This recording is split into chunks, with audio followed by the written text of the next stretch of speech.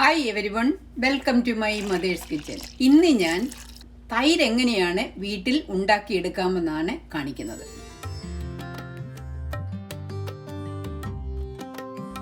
പാൽ തിളപ്പിക്കുന്നതിന് ഇതുപോലെ നല്ല കട്ടിയുള്ള ഒരു സ്റ്റീൽ പാത്രമാണ് എടുക്കേണ്ടത്. 5 കപ്പ്, അതായത് 1.25 ലിറ്റർ ഹോൾ മിൽക്കാണ് എടുത്തിരിക്കുന്നത്.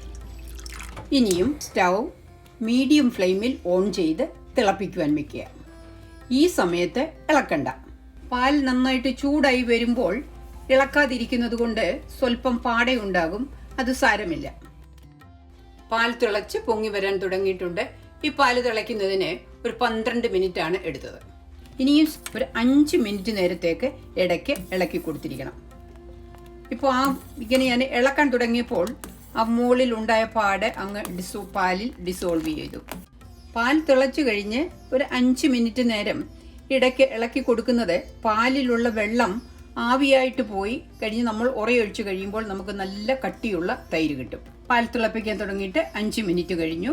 ഇനി ഞാൻ സ്റ്റൗ ഓഫാക്കി പാൽ പെട്ടെന്ന് തണുപ്പിച്ചെടുക്കുന്നതിന് തണുത്ത വെള്ളം നിറച്ച് ഒരു ബേസിനിലേക്ക് ഇറക്കി വെക്കുകയാണ്. ഈ ബേസിനിലുള്ള വെള്ളം നന്ന് ചൂടായി കഴിയുമ്പോഴത്തേക്കിന് അത് മാറ്റി വേറെ തണുത്ത വെള്ളം ഒഴിക്കണം. ഒരു 2 പ്രാവശ്യം വെള്ളം മാറ്റി കഴിയുമ്പോൾ പിന്നെ നമ്മൾ ഇളക്കേണ്ട ആവശ്യമില്ല, പാടെ ഉണ്ടാകത്തേയില്ല. ഞാനൊരു 3 പ്രാവശ്യം പാൽ തണുത്ത വെള്ളത്തിൽ ഇറക്കി വെച്ച് കഴിഞ്ഞപ്പോൾ ആവശ്യത്തിന് ഉറയൊഴിക്കത്തക്ക പാകത്തിന് അതിൻ്റെ ചൂട് മാറി കിട്ടിയിട്ടുണ്ട്.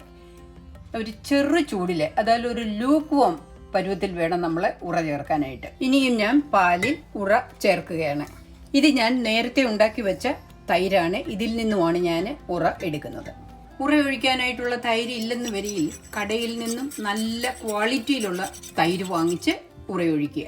ഈ തൈരിലേക്ക് നമ്മൾ കാച്ചിയ പാലിൽ നിന്നും കുറച്ചു പാൽ ഇതിലൊഴിച്ച് നന്നായിട്ട് മിക്സ് ചെയ്യുക.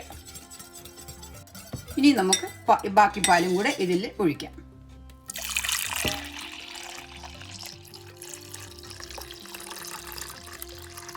നന്നായിട്ട് മിക്സ് ചെയ്യുക. അപ്പം ഉറ പാൽ മുഴുവൻ ആയിക്കൊള്ളും.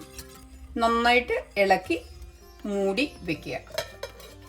പാൽ മൂടി വെക്കുമ്പോൾ അടപ്പ് ടൈറ്റ് ആകരുത്. കാരണം ഉറ കൂടുന്നതിന് എയർ സർക്കുലേഷൻ വേണം. അഥവാ നിങ്ങൾ ക്ലിങ്ങറാപ്പോ അല്ലെങ്കിൽ ഫോയിൽ പേപ്പറോ ഇട്ട് മൂടി വെക്കുകയാണെന്ന് വരിയില്ലേ, അത് അതിൻ്റെ മുകളിൽ 2-3 ഫോർക്ക് കൊണ്ടോ മറ്റോ 2-3 ദ്വാരം ഇട്ട് വെക്കുക.